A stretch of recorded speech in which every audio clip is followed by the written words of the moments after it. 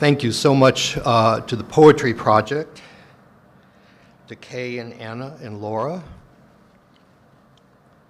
I have a long history with this wonderful institution. Can you hear me? Is this all right? In 1969, I took classes with Ted Berrigan. My first publication was in The World.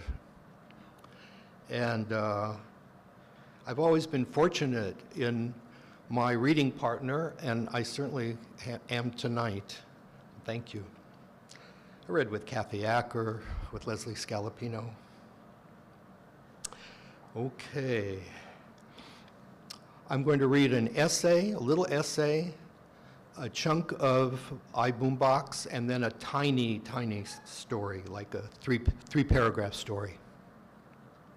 The first one is called Bonne Estimat, An Ordinary Night. And it was written for Shiv, actually. He had a tiny blog of response to the poem by Tim Dugos, An Ordinary Night, which starts, which are the magic moments in ordinary time? All of them. For those who can see, that is what redemption means, I decided at the meeting. And then when that little blog was finished, this kind of migrated onto the Paris Review blog. So,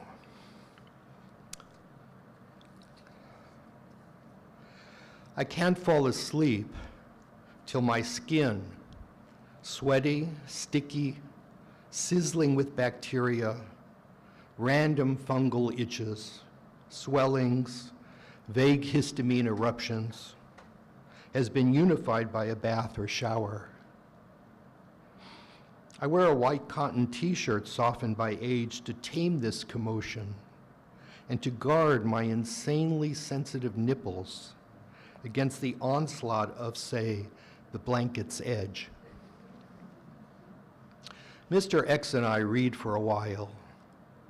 I'm reading Derek McCormick's wondrous Castle Faggot. But after a few paragraphs, the words stop making sense. I whisper, Bonne nuit, Estimat. Chavi whispers, Bonne nuit, Malparitz. And we kiss. Why do we whisper? Sometimes we whisper, I love you. I roll onto my right side, and incredibly, Chavi slides closer and drapes an arm over me. Ceding bed territory sets off a small alarm. Sweet dreams, honey, he might add, amused to be using the English endearment. 30 seconds later, he snores softly in my ear, and a toenail digs into my calf. I am on the edge. He gathers the quilt in such a way that I am half exposed. And if I want more space or more covers, there will be a struggle. I find this adorable. Everything explains why we should be together in this bed. I often think about the dead before sleep, saying goodnight. Not think about, more like have the feeling of them. Are they my default setting? Is default consciousness what happens before sleep? My mother and I disliked talking on the phone, so we spent most of our weekly calls saying goodbye. But now I mentally pick up the phone to say hello, a gesture. I think of Kathy Acker with a pang of love, a welter of unfinished business. When Chavi holds me, he contains these feelings. Tonight it's simple. I wish Kathy were alive to be held like this. I move Chavi's hand from my waist to my hip, free scrotum skin caught between my legs, crack my right foot. When I yawn, sleep is near. But I rise onto my elbow to write these notes, or other notes in my black notebook by the cell phone light. Chavi sleeps. My efforts don't disturb him. It has taken most of my life to learn to withdraw into myself, to sleep with the lover's arm around me. It's a level of trust, I suppose, the ability to trust. Going to sleep is so general. Am I most like others or most like myself? I kick the covers off. I run hot. It's okay. Chavi pulls the covers to him. I photo-documented this one night at 4 in the morning. Every scrap of blanket gathered around him like a cocoon. J'accuse. He goes to sleep so quickly and easily and stays asleep, I suppose. What a wonderful mammal. Sleep is complicated for me. I fall asleep, but staying asleep is a question because melatonin levels decline with age. I wake after 4 or 5 hours. My heavy body hurts more in the middle of the night than in the morning. Why? The taut feeling in my side, liver disease, pancreatic cancer, gallstones. Why do my feet buzz? Why does the horizontal hurt my knee? Bruce Boone and I decided we dislike old and even older. We prefer entropic, thus observing a majestic cosmic law. My disintegration enthralls me. I am the pain in my back, stiff, achy. I hope I'm finished when I die, like great Aunt Olga. How clumsy I was on the ladder and on our pitched roof when Chavi and I collected leaves from the massive California pepper next door. Like a toddler. At some point, climbing a ladder onto my roof will be a bad idea. In fact, it's probably past that point. Goodbye roof, goodbye view. I mentally avert my eyes. Olga had an elegant death. She was 95, I believe. She phoned my mother, "Dorothy, I'm calling to say goodbye. I finished with what I was put on earth to do, and I am not having fun anymore." She got into bed and turned her face to the wall. A few days later, she slipped into a coma. A few days more and she was gone. To Olga's credit, she used the word fun. Fun, fun, fun, till her daddy takes the T-bird away. My night is divided by a subtle chronology, first sleep and second sleep. I stir for a moment, groggy, then stand for a moment and assess the situation, back, knees, hands. Entropic bodies move tentatively, trying to avoid a shock. It's not that every movement hurt, but which movement and how much. My bladder sends a message of necessity. I step into the cold air of the kitchen. It's 4:22. A swallow of water sweetens my mouth. Pure water from the high Sierras, though now augmented by San Francisco groundwater. Worried thought. I take half a trazodone with a second sip. I shuffle to the toilet for a long pee, eyes closed. I aim by sound, a gentle treble. Sometimes it's a short piss, even though the urgency is the same. Why? Do I wake up and sense my bladder, or does it wake me? During human history, people in most of the world experience periods of biphasic sleep. After a few hours of slumber, we prayed, read, worked, whittled, stared at the stars, fucked, visited one another, busied ourselves in myriad ways. In some accounts, we used the time to meditate on our dreams. Percy Bysshe Shelley, I arise from dreams of thee in the first sweet sleep of night.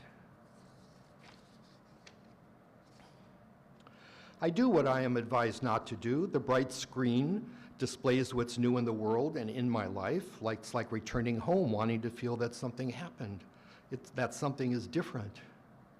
I check mail, I read the New York Times, I go to other places. Sitting at the dining table, I try to maintain my posture. If I sink into my body like Humpty Dumpty, my back freezes and movement is painful. I twist in the chair, loosening my torso. Stony-eyed, I hunt for images. An auction of modernist carpets, a site where men purvey their nakedness, mid-century decorative arts, ceramic objects by Gertrude Vaisgaard, Goethe Eriksson, and Edward Eberle. Caucasian rugs, Iznik tiles. According to Temple Grandin, predators feel elated when they hunt or shop. I turn on the heater and there is that hiss and smell of burning dust. I might tinker with a few sentences like this one, hissing, clicking. I go back to bed, left side, right side. I like a cool room. The heat comes from our bodies. I rest on the edge of hot and cold, feel both at once. I lie in the dark, eyes closed but watchful, waiting for sleep to arrive, though of course I don't see it. It's not like entering a dark room or a dark box. I'm already there. It's more like an encounter along the way. Or I daydream and the story carries me into sleep. The dream light changing from bright exterior to interior effusion. Xavi moves closer in his sleep. That is a beautiful instinct, is it not? Sometimes he puts his hand on my butt. I can't believe my luck. Another dead friend arrives, Kathleen Fraser. At the amazing bee patisserie where I like to take her, she played with my hat, mugging, and I took her picture with my cell phone to show her how well it suited her. She considered my life with Xavi and pronounced, "Good, I'm glad you have this experience." Kathleen was like that. She took stock and put it into words. I suppose she was glad that I'd found the kind of love she shared with her husband Art. Love that was, what? Fulfilled. This was our last meeting in the world.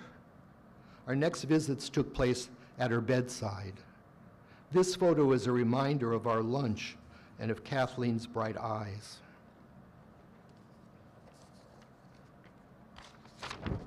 Whoops. Can you see this?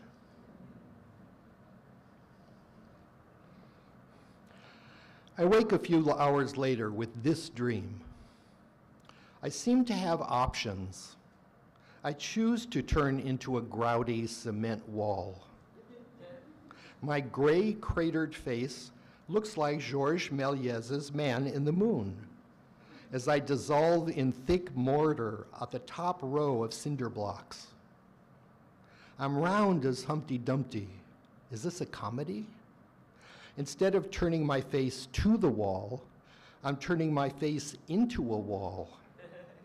Am I the wall Humpty falls from? The wall Olga turns to? So that is that.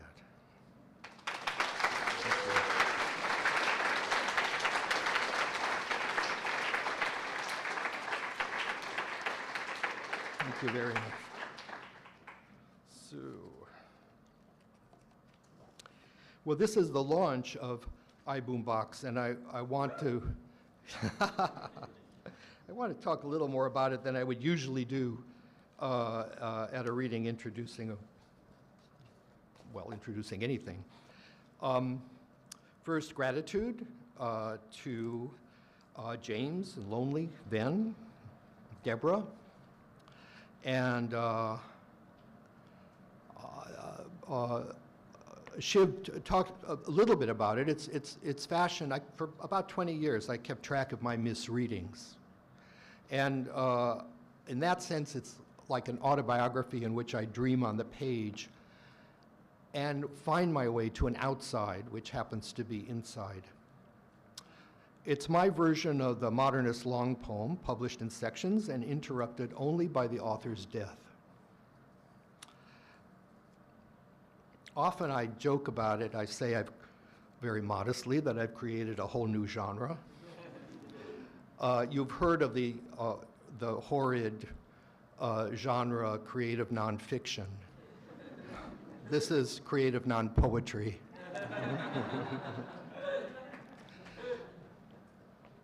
But I also want to, I've never done this, actually, I've read this poem for years because I've been writing it for years, but I never introduced it with this other way, which is sort of how I got thinking about it in the first place. So, there's a parable in the Gnostic Gospels, the Gospel of Thomas, which has beguiled me for years, and I have used it as the basis of different projects. And so I'm going to tell you the parable. So Jesus is walking along with his disciples, and they come to a nursing woman, and his disciples say, well, now, is this what heaven is going to look like? Is this what heaven is going to be? And I suppose the idea of becoming children again, becoming infants, but it's interesting right there, isn't it? The breakdown of ego boundaries between a mother and a child. But Jesus says, nah. He says, well, it's like, and then he does this long list of binaries. When the masculine is no longer the masculine but becomes the feminine, and when the feminine is no longer the feminine and becomes the masculine, and when the up becomes the down, and when the down becomes the up, and the inside and the outside. So all these binaries are conflating. But then he goes one further. He says, when an eye replaces an eye, or a foot replaces a foot, or an image replaces an image, then you will be in heaven. Now, what does that mean? So I like this idea of this endless unspooling of images. And that's why in this poem, instead of, which is basically a list, instead of saying and, I say or. And that's the only word that doesn't come from these journals of mistakes that I've imported into this. Instead of and, it's or, as you will hear. There are grueling sexual puns. Is that a trigger warning? Okay. Ladies and gestures. I'm back at my gay marble desk. Are you free of the universe? The drawers don't clothes. Nakedness came out of my mother's womb ASAP to see what the ideal is. The entire world of she applies to me. They crave their way towards Meg, Tilly, or Sadly, piercing the porno nighttime. Look at me imploding exponentially like a pudding. The archive of experience is freezing its craving memory, a face being pushed by a cock. Good offenses make good neighbors. Excuse me, this is for Kay. Excuse me, I'm sorry. Excuse me, you scrape my dick, spitting apart the coalition government. Here is the time for the syllable. Here is the homeland pain, the way rape makes a system by the West. When you lose your place, don't lose your power, rapture existential. The forest was half dark, or the half moron lighted the foam, his mouth an open beacon. Interview with the common cold, be my generic. The unproductive will always be busy. Opinion, freedom, a few medals painted to my chest, little my tragedy. The rest of the world is bored into impotence of recreational math, or the old skulls resulting from long study of word problems. We initiate, we break up, or the tiny soundtrack quietly worshiping the same consonants, running an internal errand. Is Frank Stilla's mother finally proud? Are academics just villagers at heart? Marjorie Perloff breeding Frank O'Hara? Someone holds my hand at the edge of the paragraph. What's on at the come? Hi, say hi, stay hard. Pre-Christian delivery service, de-scramble the egg. Someone befalls me. Chaos, the most beautiful music, as I thought death into existence.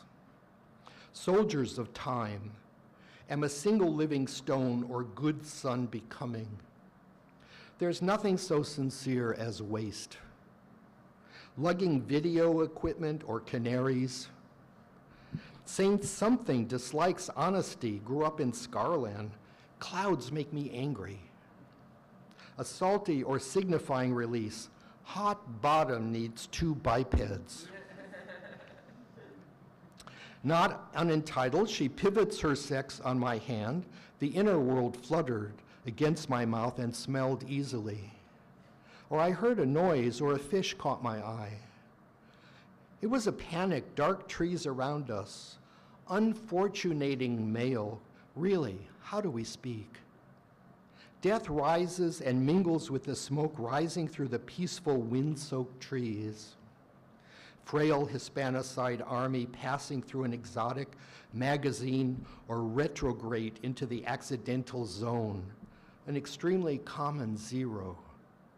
Official liar, I'd better reach you before the pre-washing, a bill so sad it's awesome.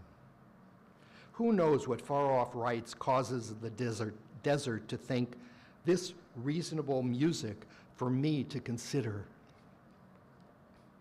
Cardio cowboy, he wants to bed, the center of attention, Hank's uncut anus bouche. Top daddy for ruin, wipe the cock off your face. Date for aliens who overwhelm the fussy toaster ovens of their private captors, the surrealist majority. The false note of a permanent self gargantuan strawberry. There was a group at Columbia called Students, making it more expensive for the uppercase, while I pray to the God of this sentence. The effects of the grin had climaxed the gist of his trust. First thought, best thought, LOL. He left me, but also entered me. We climb among the indistinct plants. He had bored, stubby hands. Triple gay guy, Eric Clapton, will play a pair of shadows. Rain or cold handmade the street, a theory of sublime factory. A shall we wave before she leaves umbilical indescribabilia. Or a light snow was feeling life's plan B. Fuck luck. Even a line of text is a long, narrow bed where covers are completely deserted, etched in shades of gay. Benin bedroom community of Silicon Valley, or the Norwellian Organization for Asylum Seekers. History is written by the victims. Or does property, honor, or character matter? Are art classes for the undeserved youth moved by my delicacy over what is very wicked? Quote, reality is worse, Flaubert. My godliness is consciousness boundless of self-deteriorating by the light of sterile candlesticks. She works at the rotting ovens as his muscles warm to the eternal task, as I prepare for penetration. The gods are atheist. They may join hands. A beam of light is a condition to a moth. Gag of battle, she is in a sense the ingenious sneak that cloud drapes autumn, decanter of the animal world, infamous now of recognizability. I soak my head in the cafe latte, random shades of glass in a little pitch blue.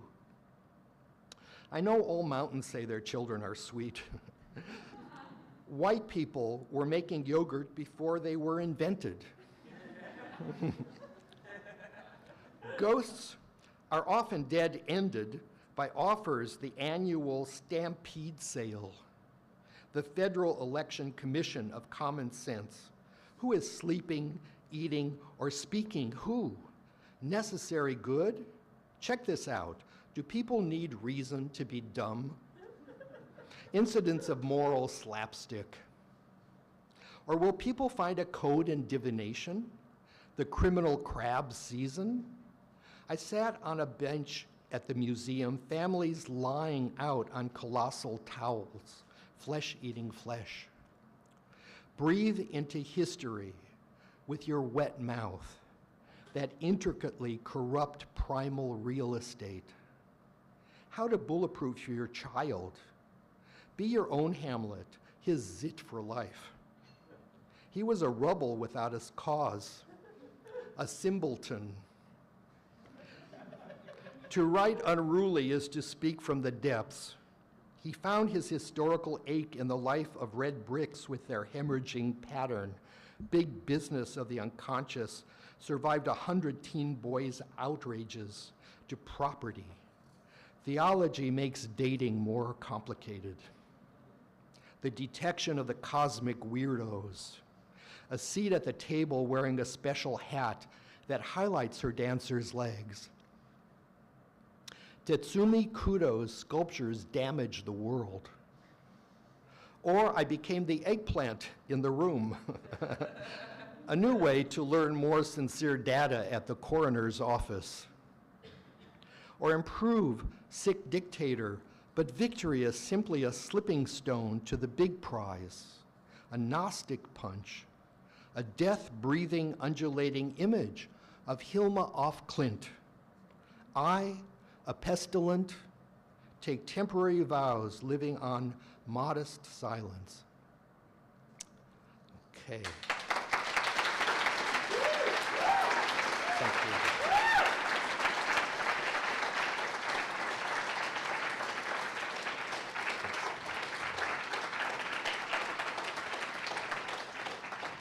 So that, just to show you, it's very skinny. So most lines are 4 syllables. So this is this tiny last thing that I'm going to read. I've been doing my archives and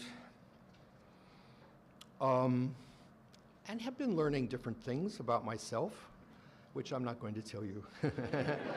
But I come across these like weird sentences that I just don't, like one sentence from the 1972 is like, if language were real, there would be an afterlife. Like, what does that mean?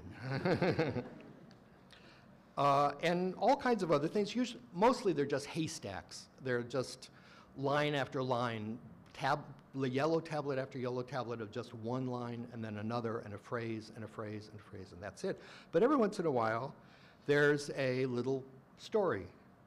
And yeah, I think actually, if I think about it, what I've learned from doing my archives is that the awareness of time is grief. That we hear all the time that happiness is living in the moment, but you rarely hear that the awareness of time equals grief, and it does. And it's aestheticized too. If you think about reading a big Russian novel, for example, the feeling that you have at the end of all that time compressed in you is an aestheticized version of that grief. You're overwhelmed.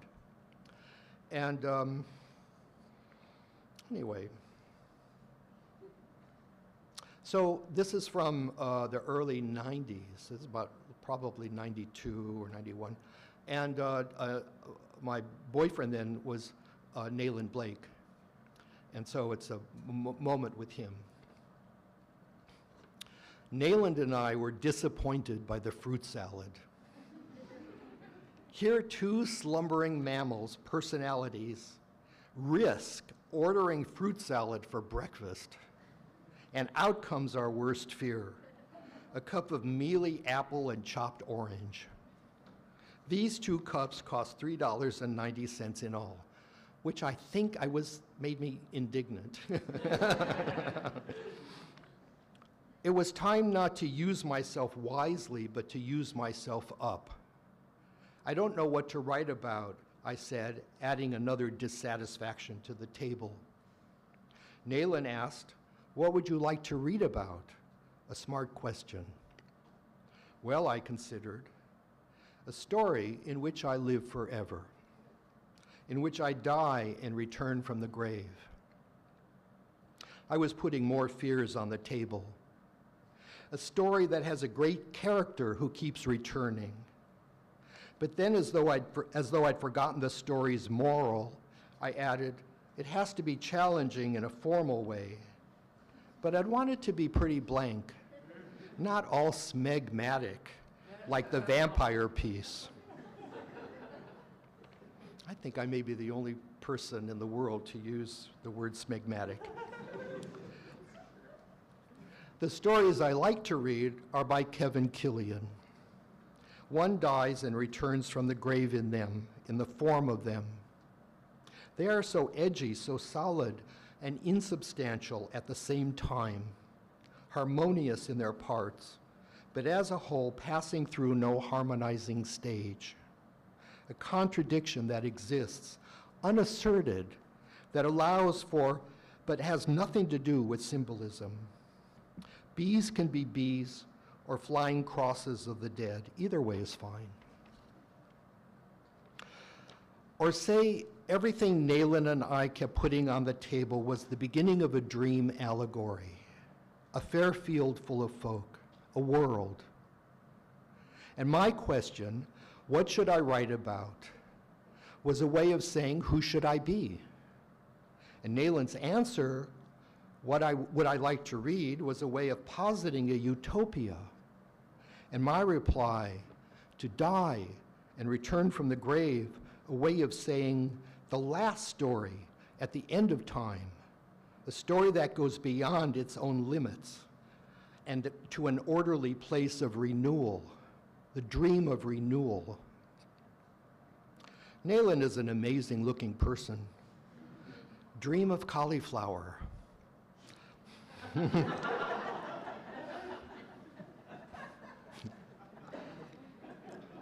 I was Sinbad, or someone like that. Loneliness takes the form of lost bearings. How Sinbad gets lost, fast clouds over slow clouds. Then I could be Sinbad, sailing beyond my limits at the end of the story. Thank you.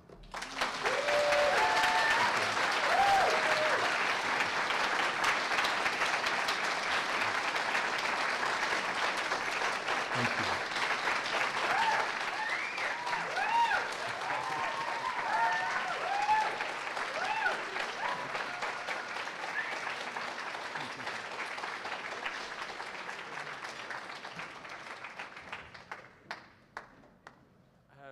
Bob, that was magnificent. That was so moving. Thank you. One more time for Robert Glück and Megan Milks.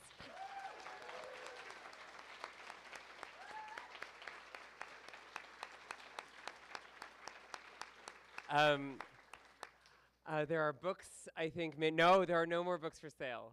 We sold them all. There are books for sale somewhere in the universe, not here. There are Megan's books are for sale, but you guys got Bob's. There's newsletters. Please grab them on your way out. Next week, Gerard Merlanga, and then on Friday, Rachel James and Aristotle Kirby. On behalf of the Poetry Project, thank you so much, and have a wonderful night.